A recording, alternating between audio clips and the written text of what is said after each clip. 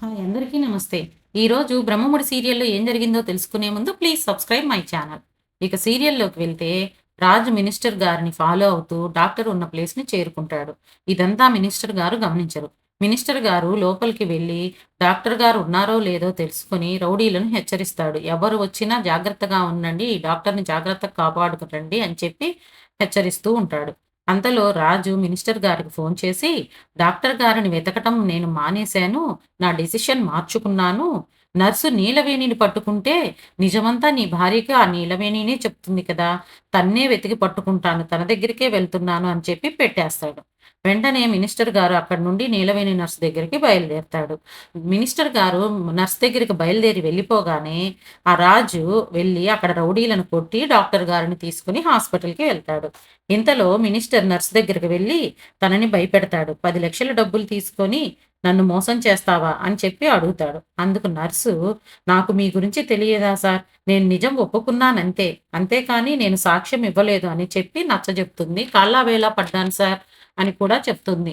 మినిస్టర్‌కు కోపం వస్తుంది. ఏం చేయాలో అర్థం కావడం లేదు అని టెన్షన్ పడుతూ ఉంటాడు.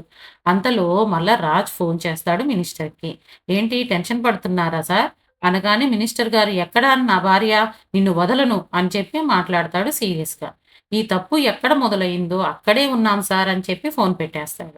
అంతలో మినిస్టర్ గారు, హాస్పిటల్‌లో మొదలైంది కదా! హాస్పిటల్‌కే వెళ్దాము అని చెప్పి హాస్పిటల్‌కి బయలుదేరతారు మినిస్టర్ గారు. ఇంతలో డాక్టర్ గారితో మినిస్టర్ గారి భార్య మాట్లాడుతూ ఉంటుంది. అది చూసిన మినిస్టర్ టెన్షన్‌గా వచ్చి పిచ్చి పిచ్చిగా మాట్లాడుతుంటారు వీళ్ళు. వీళ్ళ మాటలు నువ్వు పట్టించుకోకు తులసి అని చెప్పి తనకి నచ్చజెప్తూ ఉంటాడు టెన్షన్‌గా, గాబరాగా. వీళ్ళ మాటలు వినకు అని చెప్పి కూడా భయపడుతూ చెప్తా ఉంటాడు. పదే అంటూ ఉంటాడు. కానీ తులసి గారు మాత్రం కదలకుండా అక్కడే ఉండి, "ఎందుకు మీరంత టెన్షన్ పడుతున్నారు? ఏం చెప్పాలనుకుంటున్నారు?" అని చెప్పి అడుగుతుంది. "వీళ్ళేం చెప్పారు?" అని చెప్పి మినిస్టర్ గారు అడుగుతారు.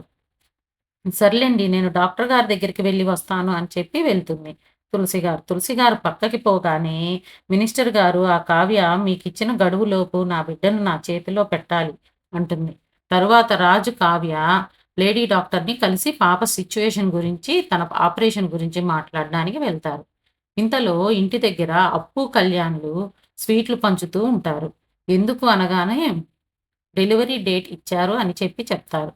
అంతలో రాజ్, కావ్య రాగానే పాప పరిస్థితి అడుగుతారు. "అంతా ఓకే అత్తయ్య. సర్జరీకి కూడా రెడీ చేయమన్నారు డాక్టర్ గారు" అని చెప్పి అంటారు. పాప ఆపరేషన్, డెలివరీ 2 అవ్వగానే తిరుపతి వెళ్ళాలి. రాజ్‌కి, కళ్యాణ్‌కి గుండు కొట్టివ్వాలి అని చెప్పి అందరూ అనుకుంటూ, నవ్వుకుంటూ ఉంటారు. ఇదంతా రుద్రాణి కూతురు చూస్తుంది.